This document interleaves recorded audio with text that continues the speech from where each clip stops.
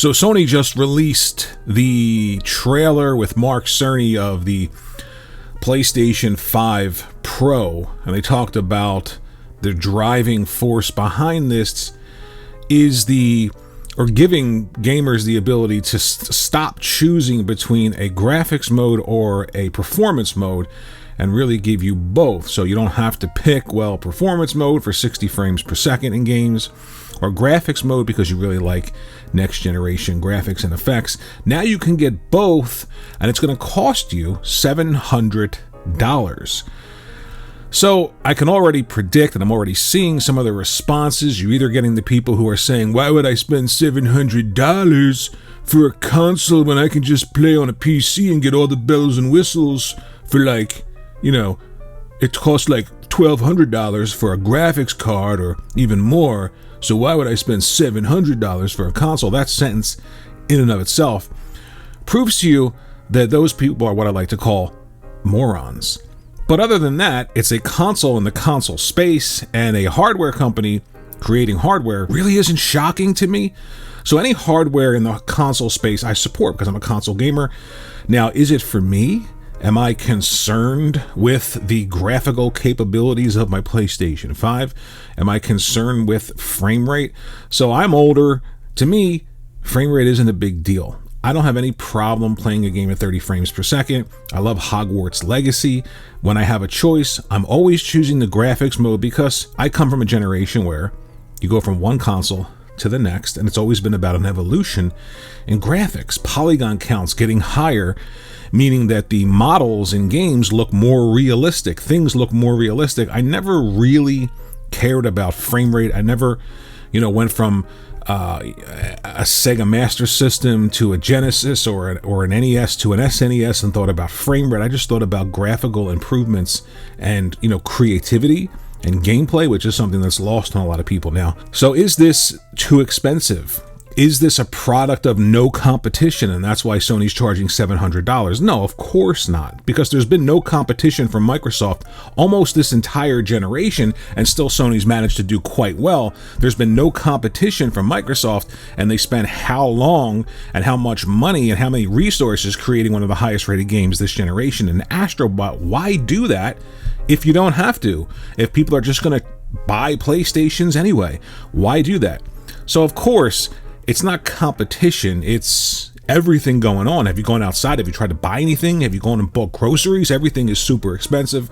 And this is the problem that Microsoft and Sony find themselves in, because they're pushing this idea of, to get the cutting edge, you go with us.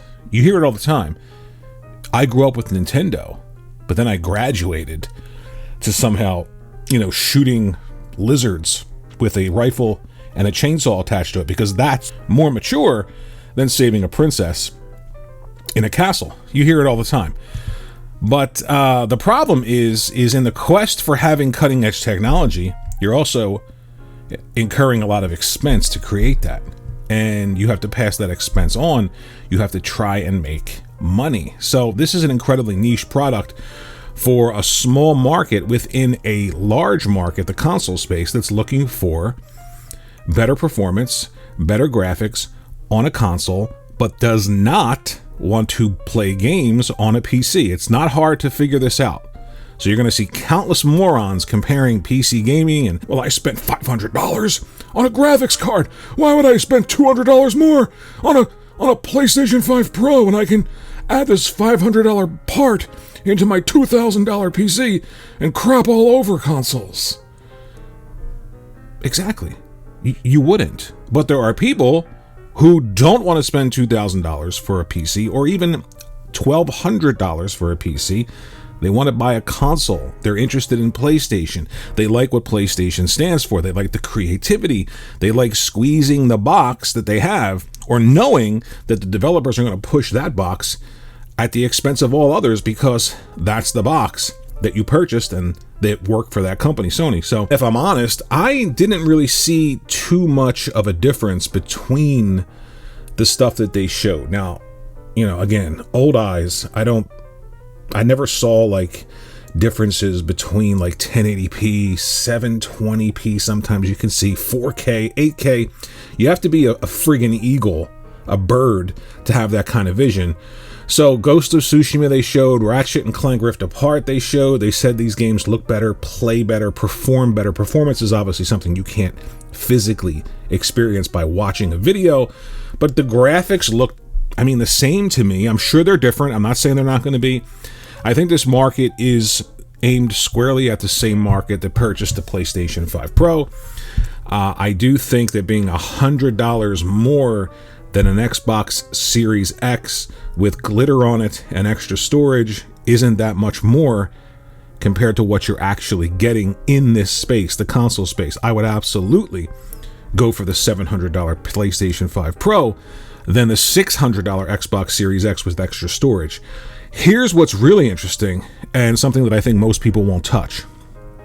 There's only a digital offering, which points squarely to Sony's strategy, to what Sony wants to happen in the industry. They don't want you owning anything other than a box that they make.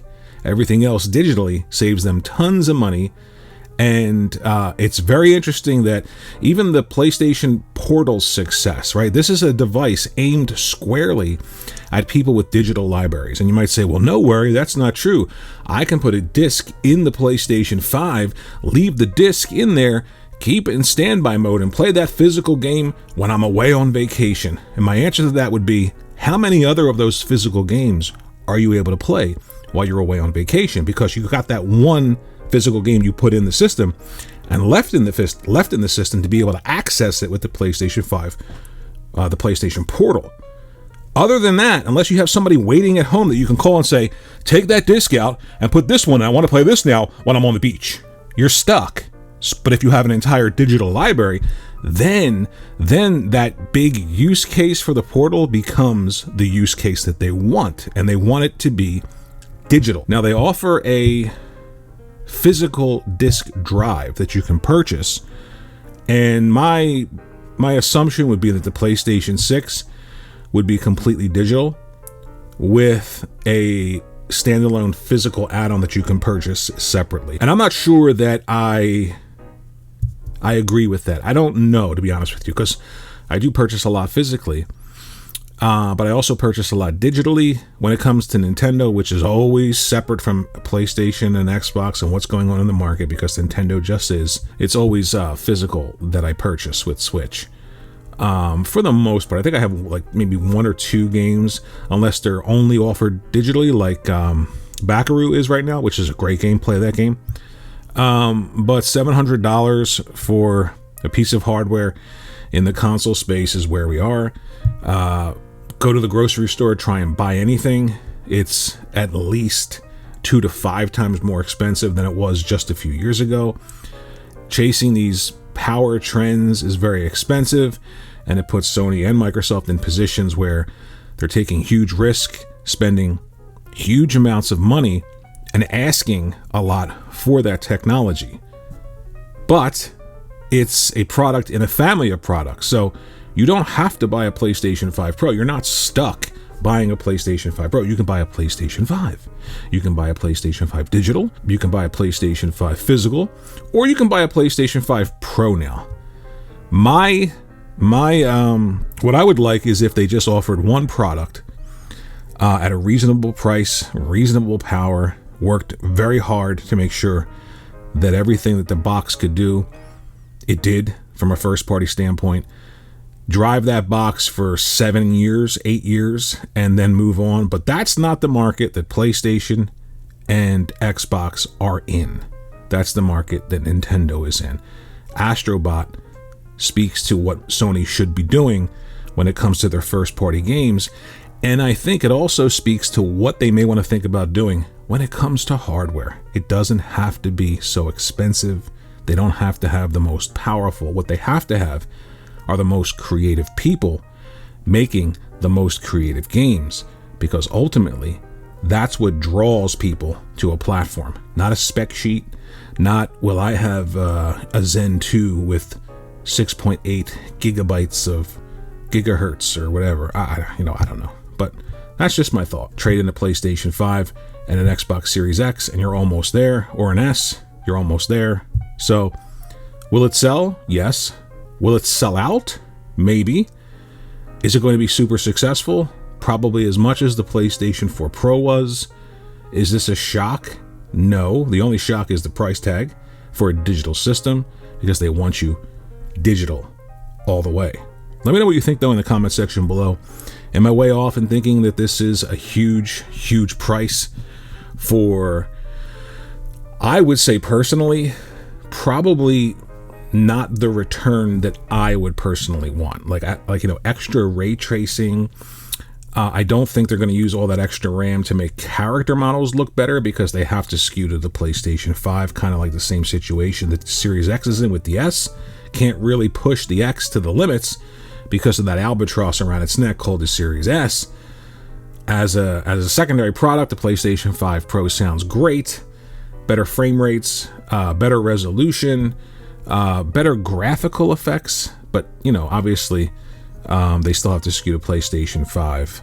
But this is why I'm talking about making sure you have great creators, because look at what they were able to do with Horizon Forbidden West. With PlayStation 4 technology in mind, they created that game, brought it to the PlayStation 5. I think they reworked the water system a bit, obviously graphical effects, resolution and stuff, and it looks phenomenal on the PlayStation 5. So how much better can it look on the PlayStation 5 Pro? I don't know. Are they going to take advantage of the PlayStation 5 Pro only? Absolutely not. Has to skew to PlayStation 5. So I bought a PlayStation 4 Pro when it came out. I would have liked it to look a little bit different, maybe come in a different color, but who knows? So those are my thoughts on the PlayStation 5 Pro. I think it is obviously not a shock. Something that a hardware company would do is create hardware. Something that a console company would do is create consoles in a console space, and iterations on a brand within a generation is not new. But we'll have to wait and see. Just remember, gaming isn't mandatory. It's a luxury. So $700 is something you don't have to spend. And if somebody does spend it, you can't be angry or upset that something sells just because you don't understand why people want it. Why are they making Bugattis? Who's buying them? Why are they making Ferraris and Lamborghinis? Who's buying them? They're too much money. Why do they keep making them? Because there are people out there who do buy them and do want them. And there are people out there who want a PlayStation 5 Pro. So if you're one of them, let me know down there in the comment section below. If you're not one of them, let me know in the comment section down there below. And like and subscribe, and I'll see you in the next video.